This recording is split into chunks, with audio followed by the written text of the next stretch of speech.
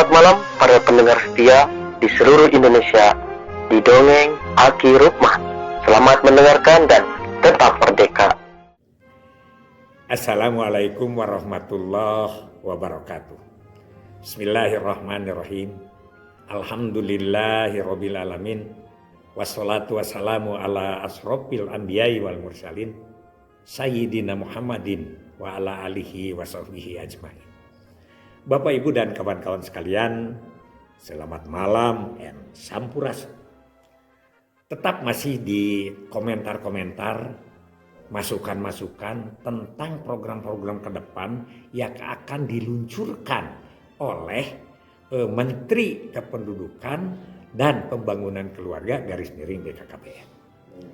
Ini diterima atau tidak, ini karena permintaan ya Pak Made, ada orang pusat kita berikan. Bahkan Pak Lalu Sudarmani ngomong sebaiknya kawan-kawan lama ini diajak berbicara. Saya kira itulah terlalu naif, dan bukan naif artinya terlalu tak malu lah gitu. Dan itu mah haknya masing-masing, terserah saja. Pak Lalu Sudarmadi, tapi kata beberapa daerah juga ada yang mengatakan bahwa ini juga ada diantaranya Pak Dibyo yang memberikan masukan dan lain sebagainya. Oke, begini. Yang pertama, kalau kita mau meluncurkan program yang baru, apalagi program itu mirip, ya, mirip walaupun tidak sama, mirip dengan yang lama, kita harus mengkaji dulu tingkat keberhasilan dan kesulitan yang lama. Itu sehingga program itu dik lagi, gitu lagi, dik lagi, gitu lagi. Kenapa? Ya salah satu contoh adalah stunting. Karena stunting itu 45 tahun, ya. 45 tahun dari tahun 1979, dari mulai dengan perbaikan gizi keluarga UPGK sampai sekarang itu susah berkembang. Bahkan tidak tuntas. Kenapa? Nah itu kita kaji kembali lagi. Aki ada 4 ya.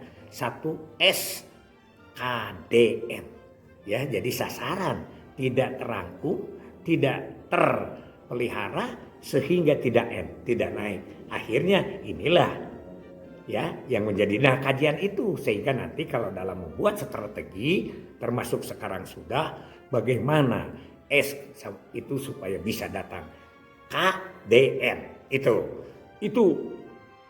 yang sekarang dikaji oleh teman-teman kesehatan ya. Jadi bagaimana penggerakan? Nah, ini penggerakan itu bagian kita. Nah, sekarang beberapa hal yang perlu kita kaji adalah tentang peranan ayah.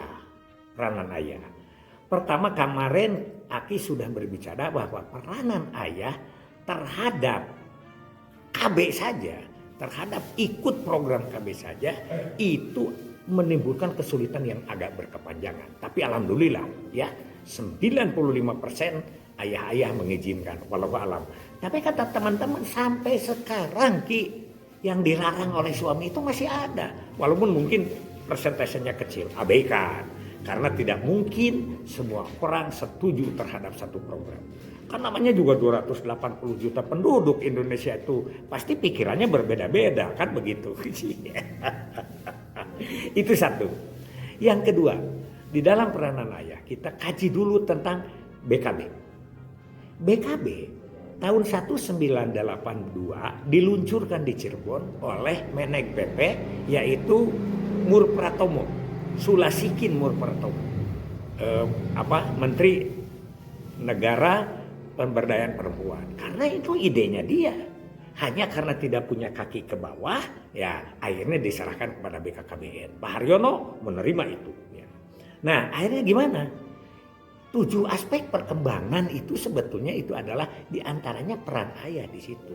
Sekarang boro-boro ayah itu datang ke BKB atau bagaimana tahu tentang KKA. Bahkan BKB-nya sendiri juga diintegratifkan dengan Posyandu dan PAUD. Ya, yaitu dengan holistik integratif. Itu adalah salah satu kesulitan kita dalam mencapai sasaran. Nanti gitu. Yang kedua BKR. BKR ini adalah bagaimana komunikasi orang tua dengan anak yang dibimbing oleh kita. Sekarang untuk mengumpulkan orang tua BKR itu mulai kesulitan. Padahal Aki itu merintis di tiap daerah itu 1996. Tapi sekarang kata teman-teman untuk mengumpulkan BKR itu sulit. Itu sampai beberapa tahun. Akhirnya karena BKR itu susah ditembus kepada orang tua.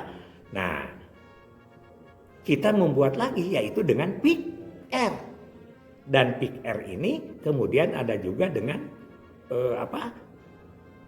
teman sebaya. Nah, itu karena untuk menembus peranan orang tua di dalam mendewasakan usia perkawinan.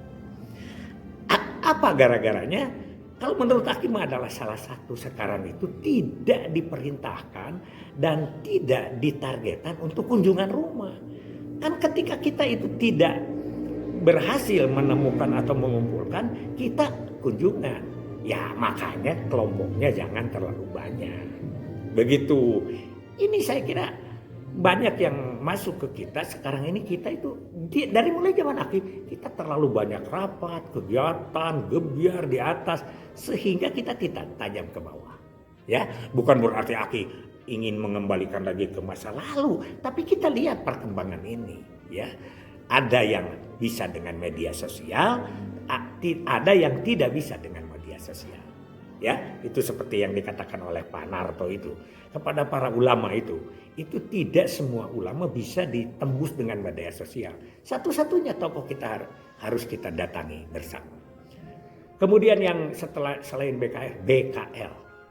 BKL juga kita tetap tujuannya itu adalah digembar-gembor di mana-mana. Sasarannya adalah keluarga yang punya lansia.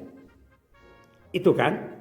Karena kita susah mengumpulkan keluarga yang punya lansia, akhirnya kita lansianya sendiri digarap. Jadi kepada keluarganya dan kepada lansianya. Dengan materi, nah ini yang materinya yang tidak menarik. Karena aspek psikologis, aspek dinamika kelompok, aspek kata ini yang tidak menarik. Aspek yang paling menarik adalah diobati penyakitnya. Jadi BKL itu lebih tidak maju atau lebih ketinggalan daripada posbindu karena posbindu itu real. Itu tingkat-tingkat kesulitan dan lain sebagainya. Banyaklah hal-hal yang kita tidak bisa sehingga kita mengadakan lagi program-program sampingan. Kalau orang Sunda bilang masa keselernya. Tapi nggak apa-apa. Itu adalah bagus sekali. Ingat saran orang tua kita Pak Haryono, jangan bikin 3, bikin saja 10. Bina-bina keluarga itu bikin aja 10. Dari 10 itu mudah-mudahan jadi 3 atau 4. Itu sudah bagus. Jadi yang 6. Tapi kita harus berhenti seperti itu. Itu camkan itu. Itu pendidikan ya kepada kita sendiri. Nah dari situ maka kita sekarang bagaimana untuk supaya tajam. Ada beberapa hal. Yang pertama sekarang ini adalah jenjang pembinaan. Beda ya dengan Bintek zaman dulu. Situ Pak itu yang Juken Bandung Barat itu mengatakan untuk peta RT saja dibimbing oleh provinsi itu sampai minggu-minggu di desa. Sekarang nggak ada itu. Nggak ada itu. Cukup dengan WA atau apa, itu pun kalau sampai ke bawah. Kalau tidak kan ini berantai. Ini juga agak menyulitkan kita, ya. Oleh karena itu, mari kita sekarang ditajamkan lagi. Jadi satu pembinaan, kedua pengawasan. Pengawasan ini yang ramai dibicarakan di kesehatan dan di PMD itu adalah pengawasan yang sekaligus kita pembinaan. Dua aspek disatukan.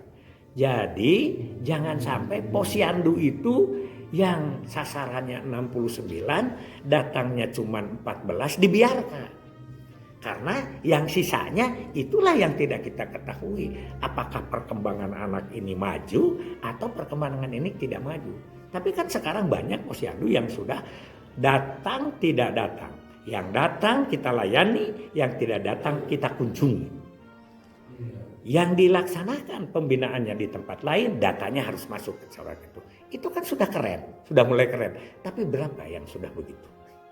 Ini Aki, tidak spesimis, harus kita lebih tajam. Oleh karena itu, maka di dalam bentukan yang baru, jangan sampai gebiar di atas. Terus kita laksanakan tentang launching lah, itu bagus, itu baru KIE, baru tahap pertama. Tapi sampai ke bawah, jangan sampai program kita luncurkan 5 bulan, 6 bulan, 1 tahun kita mendapat kesulitan. Ingat tentang Kampung KB. Itu kenapa berubah-berubah begitu kebijakannya? Karena mungkin itu adalah evaluasi, perubahan. Dulu kita ingat pembinaan Kampung KB dari satu kampung ke satu desa, dorongan kawan-kawan kita dari instansi lain, artinya dari sektor lain.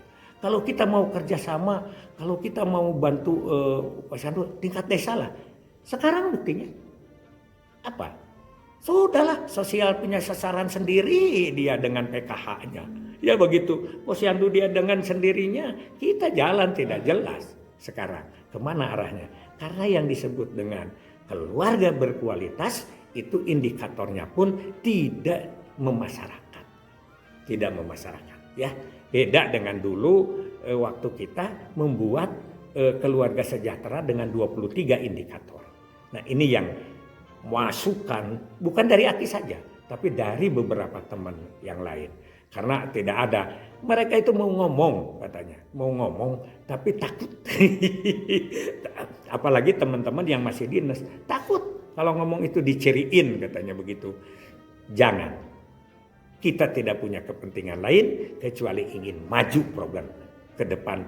Hari esok lebih elok, hari lusa lebih cerah, dan hari mendatang lebih cemerlang. Hasbunallahu wa ni'mal wakil, ni'mal maula wa ni'man nasir. Wassalamualaikum warahmatullahi wabarakatuh.